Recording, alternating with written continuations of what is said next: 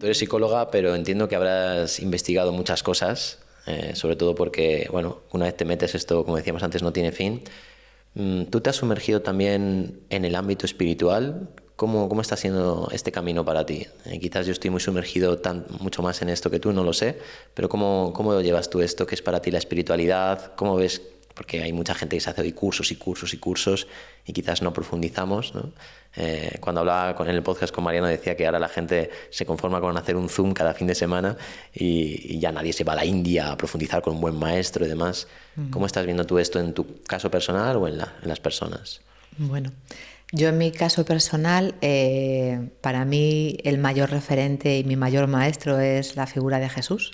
Vale. Yo soy cristiana y desde hace pues como unos 6 o 7 años he vivido mi fe en esta figura como muy profundamente, ¿vale? Me he acercado mucho a vivirlo. Bueno, pues yo soy de las que va a misa los domingos. Me gustaría a veces ir acompañada de mi familia, a veces me acompañan, a veces no, pero voy sola, porque a mí me nutre y me llena de una manera que no sabría explicar.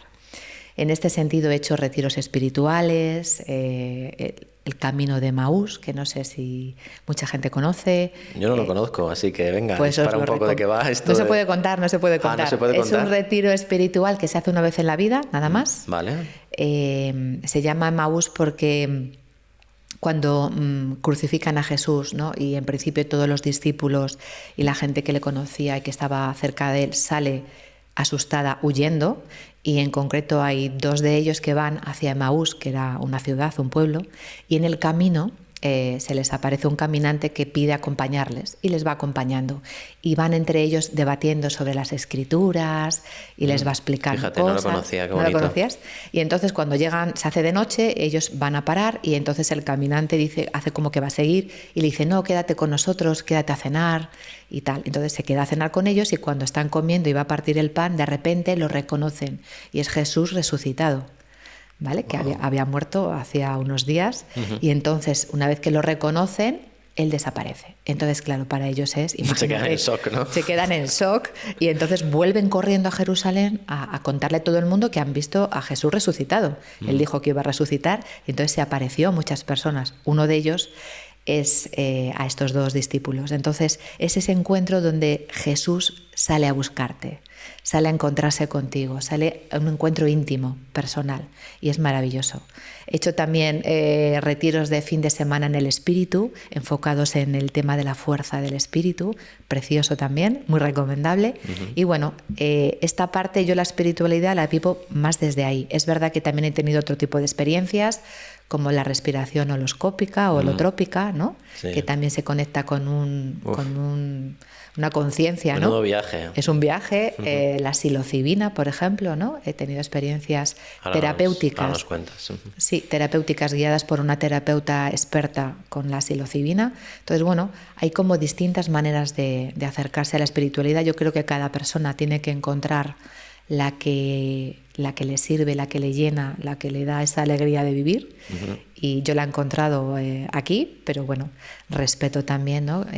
Otras religiones y otras formas de acercarse. No, pues mira, la verdad que no lo sabía. Bueno, ahora recuerdo que en tu despacho tienes una imagen de Jesús. Sí. Y creo que alguna vez hemos hablado, pero no me acordaba ahora, y yo también tengo mucha devoción hacia este maestro. Y me da pena porque a veces, ya que lo has sacado, voy a tirar del hilo de aquí. Vale. Las religiones son muy dogmáticas, incluso no permiten la libertad de expresión, o no es la religión en sí, sino cómo vive la persona, y desde ahí hay mucho juicio. Por ejemplo, con el Reiki hay, pues de hecho, muchos curas que salen en YouTube hablando de esto, de que es la energía del demonio, no sé qué, y para mí es pura ignorancia, con todo el respeto, pero es todo lo contrario, es puro amor, ¿no? Entonces, ¿cómo ves tú las religiones en tanto permiten o no permiten a las personas crecer y no limitarte? Yo siempre he dicho que las religiones son un camino de llegar a Dios. Dios es uno. Da igual el nombre que le pongas o cómo le quieras llamar. Yo creo que Dios es uno, que nosotros somos parte de Dios, todos sus hijos, quiero decirte, da igual la religión que tengas, tú eres hijo de Dios igualmente. Y creo que a lo mejor también de forma cultural, pues si una persona ha nacido en un país donde su religión pues no sé, es budista o hinduista o cualquier tipo de religión, entiendo que a lo mejor esa persona no ha tenido acceso a lo mejor a conocer todas las religiones y él vive su espiritualidad y esa conexión con Dios desde ese camino. Yo creo que al final la idea es poder llegar a Dios y creo que hay unas normas universales, ¿no? Dios es amor, ama a tu prójimo. O sea, yo creo que hay verdades universales que casi todas las religiones recogen. Luego, que se pierden en más dogmas, más reglas, pues a veces eso hace a lo mejor desviarte del camino, o a algunas personas les ayuda a encontrarse en un camino más, Sí. no sé, como más enfocado, ¿no? Sí, sí, entiendo esa parte y creo que tienes razón en el sentido, y lo he descubierto por ejemplo con el camino del Reiki, que tuve al principio de este año como mucha controversia porque era como, no te permitían evolucionar el sistema, pero luego entendí que claro, que es que esto venía de una persona que alcanzó Satori, que alcanzó iluminación, y entonces dio unas pautas, y si te desvías de esas pautas, no estás siguiendo un sendero que en principio es seguro, vamos a decir, ¿no? O que te lleva a la meta. Entonces entiendo esa parte, pero me da pena porque mucha gente creo que sí se acercaría más a las religiones si hubiera como un poco de apertura.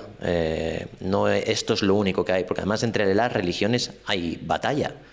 Y bueno, supongo que una vez más es como cada uno lo quiera vivir, ¿no? Claro, pero las religiones son...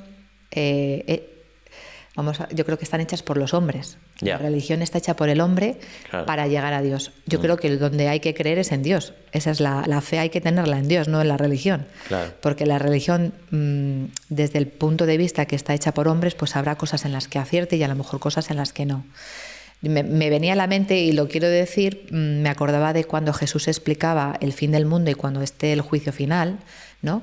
Que muchos dirán, Señor, Señor, como... Y él dirá, apartaos de mí, no os conozco. Y dice, ¿cómo que no? Si en tu nombre hemos hecho muchísimas cosas. Y dice, no os conozco. Y dice, porque cuando tuve hambre no me disteis de comer, cuando tuve sed no me disteis de beber, estaba enfermo y no me visitasteis, en la cárcel y no vinisteis a verme. Entonces, eso es al final lo que va a quedar. Yeah. Da igual qué religión has tenido. Tú has sido buena persona, has amado a los demás, te has entregado. Tu humanidad. El amor, ya está. Y eso es lo que nos van a juzgar. ¿Cuánto hemos amado a los demás? ¿Cuánto nos hemos amado también a nosotros mismos? Que la terapia va mucho de eso. Hay gente que quiere amar a los demás sin saberse amar a sí mismo. No, el amor no funciona. El amor empieza por ti, ¿no? Es como ama a los demás como a ti mismo. Si tú te amas mal, pues a los demás les vas a querer mal también. Por eso este trabajo personal es tan importante. Porque si yo estoy bien, si yo estoy sano, si estoy feliz, si estoy en la alegría, voy a poder amar a los demás desde ese lugar. Si yo estoy amargado, estoy sufriendo, tengo todas mis heridas abiertas, pues voy a poder dar lo que tengo, que es ese sufrimiento, ese dolor, ¿no? Yo he descubierto, para cerrar este tema, que las personas que alcanzaban esos estados de cercanía a la divinidad, vamos a decirlo así, que lo han llamado de muchas maneras, ¿no? La iluminación y demás, es como que su parte personal la trascendían hasta unos niveles. O sea, los santos, todo esto que hemos visto, Santa Teresa y demás, era una entrega tan grande, era todo el rato atender a Dios, ¿no? Y al final, incluso, bueno, los santos hacían cosas que eran muy duras, por lo que yo he leído. Ahora no se hace este tipo de austeridades, aunque supongo que habrá religiones que sí las hacen. Por ejemplo, ahora me estoy interesando mucho por el Shugendo, que es una espiritualidad, o sea, es una religión japonesa, y hacen, bueno, unas tapas, que son como austeridades muy duras, unas experiencias y unas prácticas para, entre comillas, matar al personaje. Y te quería preguntar sobre esto, porque claro, hay una etapa al principio que entiendo que es estar en paz con tu personaje, pero en la espiritualidad a donde te lleva en principio es a ir más allá del personaje, es decir, a que tú sepas y experimentes que tú eres la conciencia. ¿Cómo explicas tú esto? Porque claro, puede ser incluso como que estás mirando hacia dos lados diferentes, ¿no? Por un lado dices, me tengo que dar en paz con mi ego, aceptarlo y no sé qué, pero por otro lado es trasciéndelo. Y ahí la gente hoy en día se está haciendo mucho lío entre el camino del desarrollo personal y el camino espiritual. ¿Qué opinas tú de todo esto? Del ego y demás. Son preguntas difíciles, ¿eh, Pablo? Hombre, has venido a un podcast de podcast. De nivel. A ver, claro, nosotros cuando fuimos creados somos seres espirituales en una aventura humana, ¿vale? Nosotros, nuestra esencia es espiritual. Tenemos un alma y ese alma es perfecta.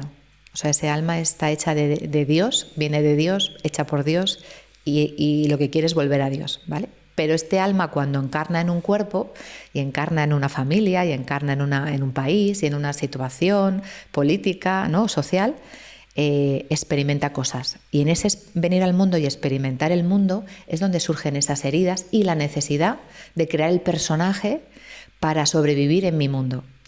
Si hubiera un niño o un alma que llegara a un mundo ideal, perfecto, lleno de amor, donde no tuviera la necesidad de protegerse, seguramente no tendría que crear ningún personaje, podría estar en esencia.